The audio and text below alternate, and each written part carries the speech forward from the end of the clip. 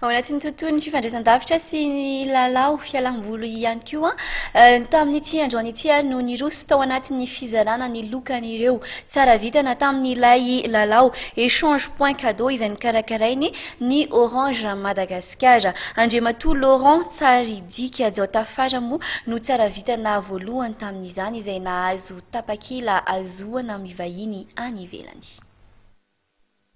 Nahazo tapakila tanasongay tanaha Andriamatoa Laurent Tsaridika Jaotafara ary nahazo avoroen'ny karamany isam-bolana kosa ireo tsara vitana misa valo hafa. Io ny fantatra nandritra ny fizarana ny lokany ho andro rehetra tsara vitana tamin'ilay lalao échange point cadeau izay karakarain'ny Orange Madagascar no ny fahafolo taona nisiny izay nitotsaina tesy amin'ny hotely iray tsy Akorondrano idolakandro.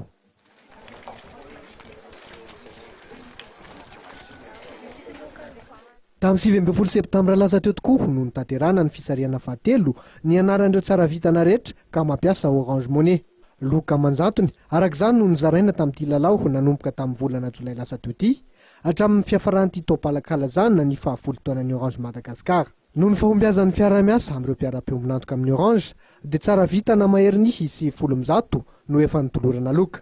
Isan'ireo loka efa nizaraina ny fikirakirana ny bika matare any amin'ny Spa, ny famandriana maimapona mandritra ny herintaona amin'ny Canal Plus Madagascar, ny fianarana Zumba na fizarana finday avo lenta ihany koa.